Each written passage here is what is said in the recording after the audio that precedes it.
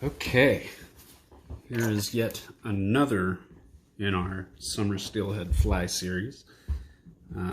Today's fly is going to be something a little different, something a little less traditional.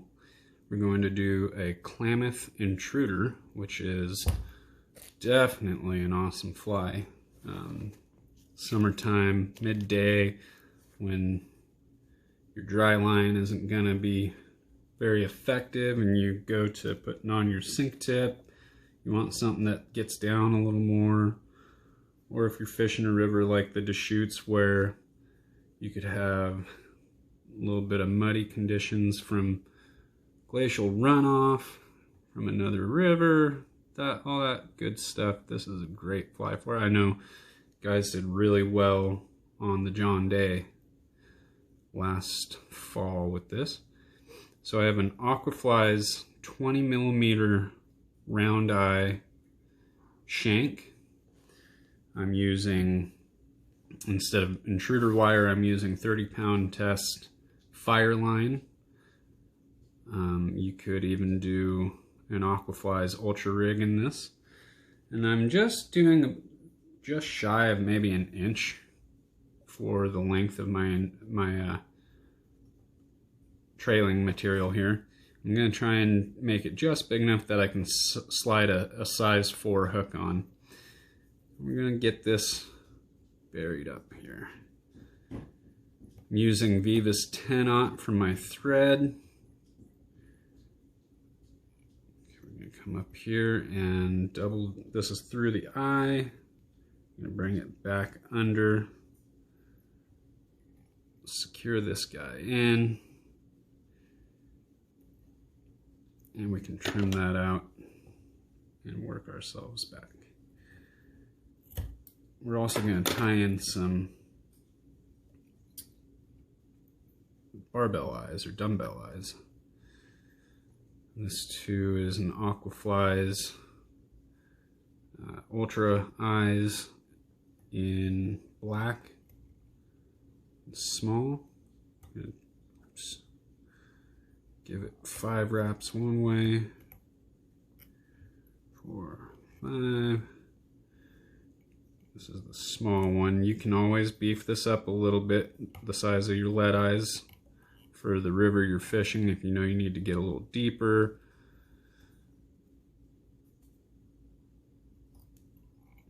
Two, 3, 4, 5. The round eye shank makes it a little tougher to manage these lead eyes on there, or dumbbell eyes, whatever you want to call them. These aren't lead, these are actually made of brass. Get some wraps in down there. You can add in a little Zap-A-Gap or UV cure goo or whatever you want there to really fix those in. That ought to hold pretty well. Making sure they're straight there. Okay. Now for the back of this fly, I'm just going to do a little dubbing ball. I'm using STS Trilobal in pink. I think we're going to make this a pink and purple fly. This is definitely one of my go-to color combos for summer steelhead. That pink being just a bright kind of hot spot always gives me confidence. You can make this whatever color you want.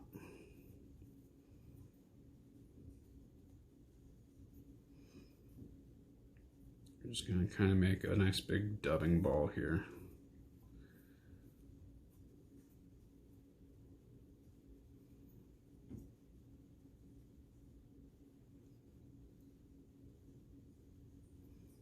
Maybe a little more.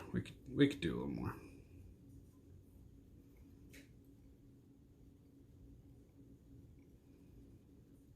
And you could take your brush and get that brushed out and buggy looking. I'll just run my fingernail over it for now. No big deal, you're not really going to be able to see this much. Okay. Now we can take our super micro rubber legs. I'm going to try and get like 3 strands here or so. Got my 3 strands. I'm going to tie this in on the top here.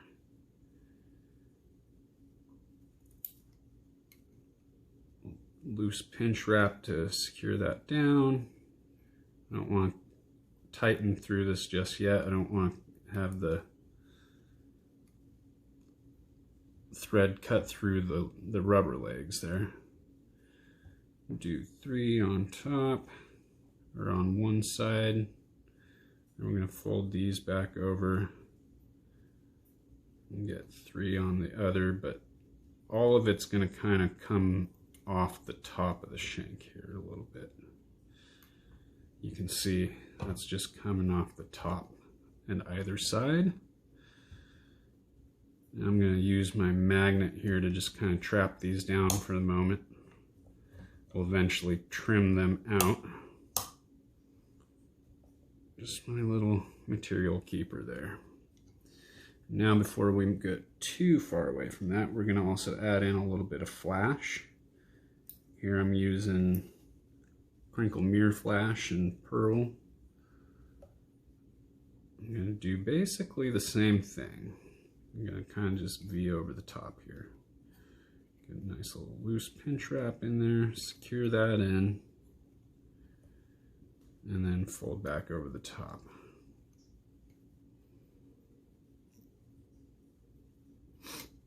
We'll trim up the legs and the flash all together kind of at the end. And this is super simple fly to tie here. The next couple steps go by really quickly. So we're going to have in the back portion of the fly, we're going to have this nice fuchsia, or I could go with pink, but I'm going to do a fuchsia crosscut rabbit. I'm going to take my loon D-loop tweezers, or whatever type of material clip that you like. You could use the Petition magic clip or a bulldog clip or whatever you have available to you. I'm going to just trim this stuff right off the hide. And there we have a nice little amount of rabbit fur to spin in our loop. So there's one, and if you're able to, I have 2 of these D-loop tweezers available to me, so I'm going to go ahead and prep out my purple as well.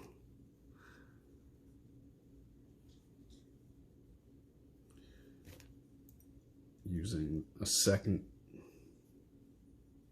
clip or D-loop tweezer, I'm going to get my front portion ready ahead of time. Don't need a whole lot, just enough for a few turns in a loop. Okay, so our first loop, we're going to make 3 wraps there, and then 3 wraps here to close your loop and advance forward and out of the way. You could add wax here, that's up to you. With this crosscut, I don't think it's completely necessary. So I'm going to trap in the butt sections of this fur. Release my clip. Now once it's in there, I can kind of manage it a little bit and spread it out and make sure everything's all one direction and kind of even. And we're going to give that a spin.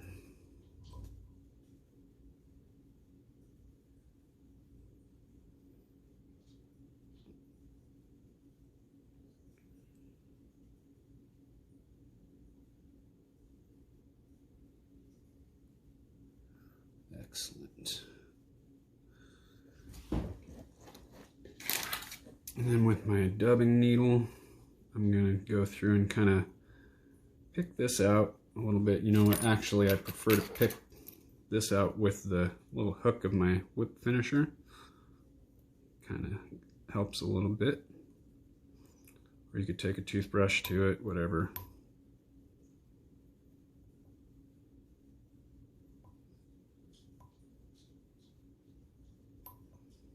Okay, don't need to go too crazy with that. And then we're going to hackle this on, stroking all the fur to the rear of the fly and advancing forward as we wrap.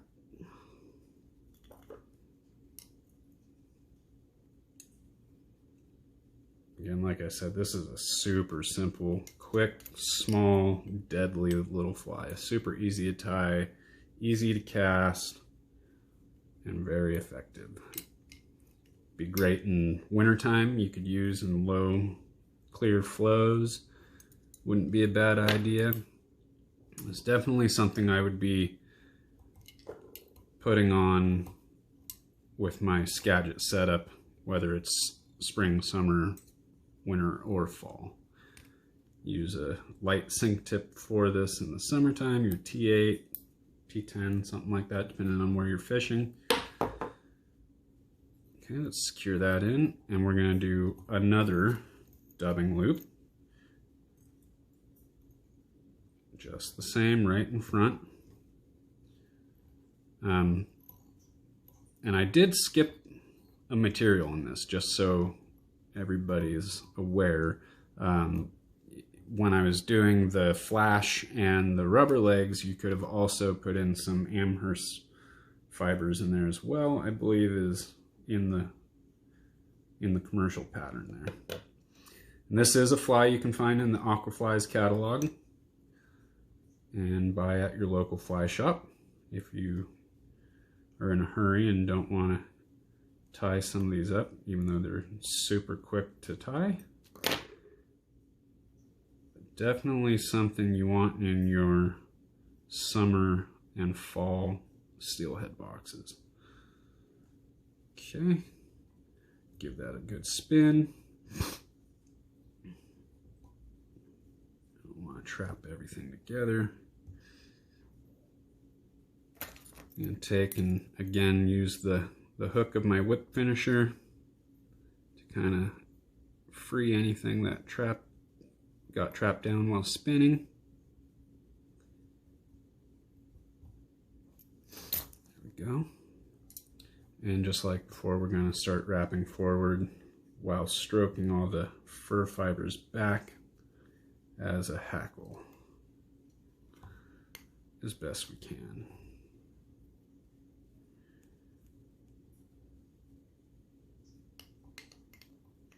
This gives us a really cool two-tone effect. Nice high-vis contrast. I think contrast is extremely important in steelhead flies and your swing flies anyhow. And we're going to wrap this forward.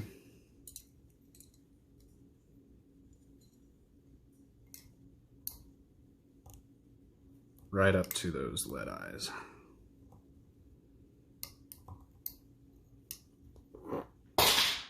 Oops, and I'm dropping tools on the floor. Hopefully you're not listening to this on headphones.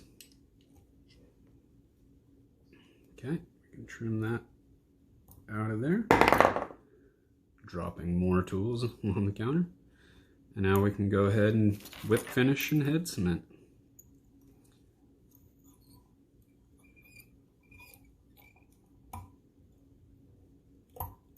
I always do a couple 3-turn whip finishes. You can stagger it. You can do 4 and 3 or 5 and 4. I don't know, it's your preference. I've always found that just 2, 3-turn or 4-turn whip finishes does the job, and then apply whatever finish you like. Okay, and then the last little step here, we're going to free these rubber legs. And we're going to kind of, it's easier to do when you have the hook on. So I'm going to assume my size 4 hook's going to come back to about here. So I'm going to just go a little bit past the hook and kind of try and taper cut these legs and the flash all in one. And I wasn't pulling, I didn't stretch the rubber legs as I did that. I didn't want to do that. And so there you are, your Klamath River Intruder, or Klamath Intruder. Thanks for watching.